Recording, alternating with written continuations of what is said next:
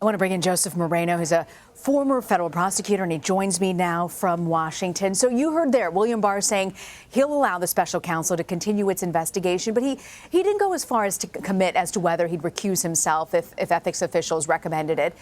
What did we learn about his stance on the Mueller probe yesterday? So, Rena, certainly strong language from Attorney General nominee Bill Barr. I mean, he said a lot of the right things. He says, I want the investigation to move to completion. I will not interfere with it, and I want the findings to be made public. But those words, as strong as they were not quite what a lot of Democrats were hoping to hear. They wanted to hear that he would allow the special counsel to go in whatever direction he believes is appropriate. They wanted to hear that he would pledge to make the conclusions or any report that the special counsel prepares available to Congress and the public as soon as possible. And he wouldn't quite go there. He kept citing the internal Justice Department regulations, which give him discretion as Attorney General to make certain decisions. And he said, look, I'm committed to transparency, but I'm not going to relinquish that discretion that the position gives me. So that might be a sticking point for a lot of Democrats in the Senate. You know, you and I were talking yesterday about this, and it was really fascinating to watch Senator Mazie Hirono speak with him. I want to play an exchange that Barr and Senator Hirono had about making the Mueller report public. You said that the Mueller report is confidential pursuant to whatever the regulations are that applies to him. So I'm just trying to get as to what you're going to be transparent about. As the rules stand now, people should be aware that the rules, I think, say that the independent, the special counsel will prepare a summary report on any prosecutive or declination decisions, and that shall be confidential and shall be treated as any other declination or prosecutive material within the department.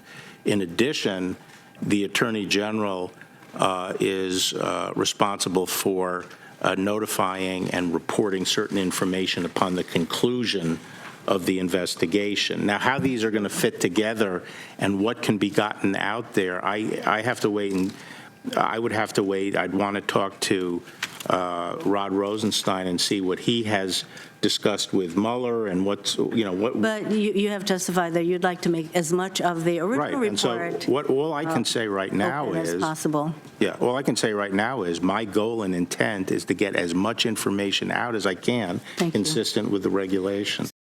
You know, Joseph, I was just curious what that meant. He said he's willing to make the report public as he can, as it's consistent with the regulations. But what are those regulations, and can he make the whole thing public if he really wanted to do so? Rena, his answer was a little long and meandering there, and I think that probably frustrated some people. I went back to the regulations last night, and in fact, they do say that the report the special counsel prepares is confidential. Now, yes, though, you're right. There's a lot of judgment that the Attorney General will have in saying whether or not to turn that report over in whole or perhaps redacted to Congress and ultimately to the public. So Mr. Barr is absolutely right. He does have this discretion, and obviously he's not comfortable simply saying that he will just hand over anything that's given to him. But I can see how this could be a sticking point, because no matter how much he says he's committed to transparency, there could be people that say, look, his continuing to cite to the regs is giving him a lot of wiggle room. I'll believe it when I see it. Barr was also asked about his stance on the border wall. This is what he had to say. I feel it is a critical part of border security that we need to have barriers on the border. We need a barrier system on the border to get control over the border. And I think obviously there's some places that more of the traffic comes over than others, but unless you have a system across the border, you're not going to be able to deal with it, because you'll just displace it. If you build a barrier in one place, you'll just displace it to another. So we need a barrier system across the border.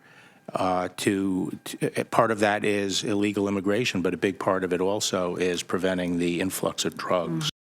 He wasn't meandering there. He was very clear-cut as to how he felt about barriers there on the border. How do you think that would impact how he feels about the Department of Justice's approach to immigration, if confirmed? I mean, you're right. He did not back away from the idea of a wall or a barrier, as he described it. I mean, he is going to be an immigration hardliner, definitely consistent with Jeff Sessions, with the Trump administration's position. He says he's in favor of barriers, and he cited human trafficking, illegal immigration, and the flow of narcotics. Now, Senator Kamala Harris from California took issue with that last point, and she said, wait a minute, the highest number of narcotics actually come in at points of entry, not in areas that are currently unbounded by a wall. So there's definitely going to be some back and forth there, especially in the midst of this government shutdown, where, of course, the fight over the wall is what's keeping so many people from work right now. You know, it wasn't just immigration. Two senators grilled him on a number of other issues: marijuana, Roe v. Wade, criminal justice reform, some of which he really viewed differently when he was Attorney General under President George H.W. Bush. I mean, these are just different times we're living in. Did Barr show that his views have changed to sort of reflect the modern day or the current presidency or his thoughts at the moment?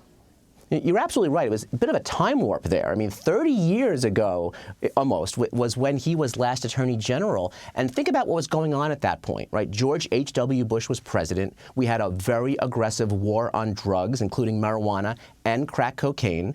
States like California were passing very aggressive three-strikes laws and trying to find ways to really punish people who commit crimes. And of course, the Justice Department's position was to continue to challenge Roe v. Wade. Now, all of those things have changed tremendously in the time since then, to a point where now we obviously have rethought a lot of those mandatory minimum sentences. Marijuana is legal in a number of states. And of course, Roe v. Wade is 30 years more settled and has been confirmed by the Supreme Court. So I think he definitely made clear that he had evolved in a lot of these areas, and he understood this was not the same world we're living in than when he was Attorney General the first time. And I think that he will be continued to be pushed, though, to ensure that he really appreciates the fact that a lot of norms and a lot of expectations have changed. They certainly have. A lot has changed in that time period. Joseph Moreno, grateful you could join us, Joseph. Thanks, Weena. Good to be here.